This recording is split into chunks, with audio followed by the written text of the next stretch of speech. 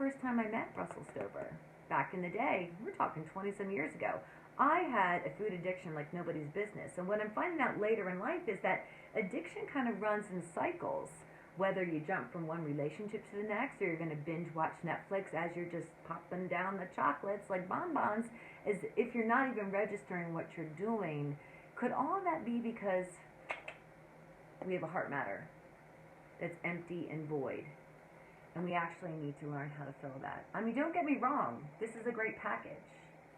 At least it seems like it. Aesthetically, it's going to have everything that I think I'm longing for. My expectations are set really high because I don't have just one or two choices in this big package.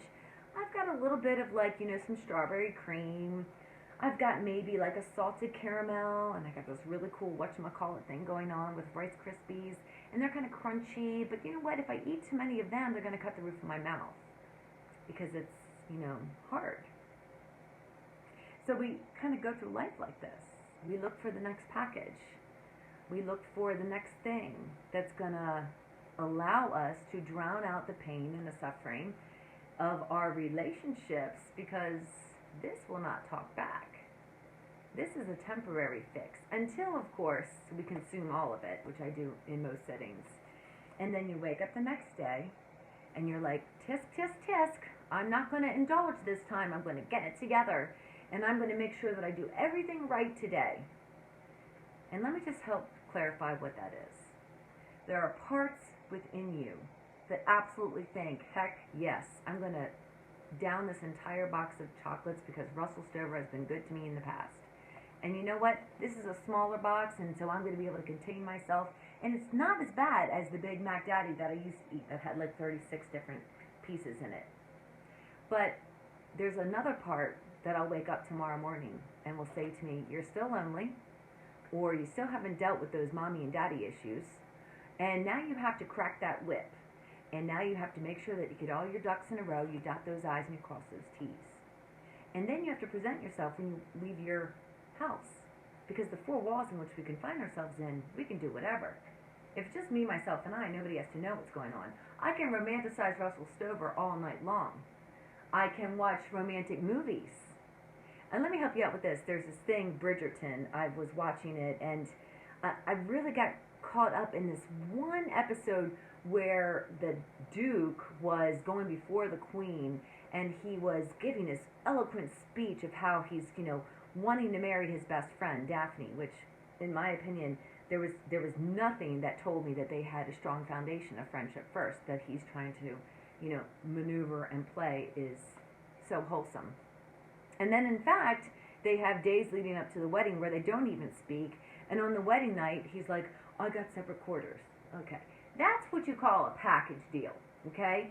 That's like a betrothal. We're making an arrangement. We're saying, you got what I want. You can look really good on my arm. I could use a little eye candy. And so let's just go with aesthetics, and let's say, okay, we're going to be a good match, and we're going to let everybody else believe it too. Behind closed doors, we're in separate chambers. I know nothing about you. I can say you're my best friend, but really, my go-to is food, or my go-to is drink. Because there's parts of us that want somebody else to bring what they got going on into our lives, because we have low expectations for ourselves, because we know how many of these bad boys we can put down, and we have done in the past. We know how we've jumped from one category to the next. But may I just suggest that those could just be parts of you, because you're not defined by your mistakes, your sin, or the problems that you have. So this could be permission for you to indulge in maybe half the heart. Go ahead and have a few bites. Look inside. Take the cover off. See if the gift is really as shiny and perfect as it was on the outside, because there's a lot more to us when we get down to the goods on the inside. There's parts of you that actually have compartments just like this. And within each of us, we have a part that knows sadness, anger, joy, and fear. And all those four primary emotions can jet out over here to aggression, to murder and rage, to depression and suicide. or to laughter and peeing your pants because you can't hold it. You're laughing so hard. So we are multiple personalities, and we try to balance all of these inner emotions all the time with outside sources, with finding love through every other avenue but our own. And I'm just wanting to put out there that there is a lot of parts some people can get started with this.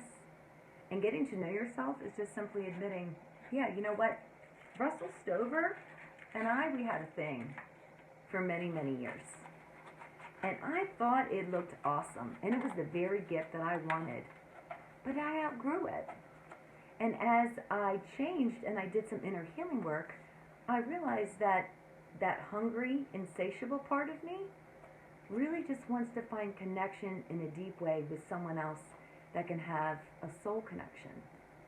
And that is who we are, especially in this day and age. We're looking for love.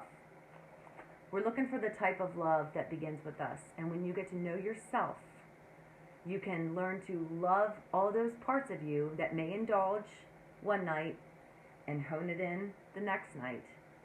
But you still, at the end of the day, know that it's okay for you to seek good things, for you to want pretty packages tied in bows and gifts and to give gifts, and that you are allowed to seek love and acceptance. But you have to do it for yourself first. And in this day and age, when everybody else is looking to get something from somebody else, an allegiance or proof that they're on your side or they think like you, the first and the best thing to do is to look towards you. Because you're a great package.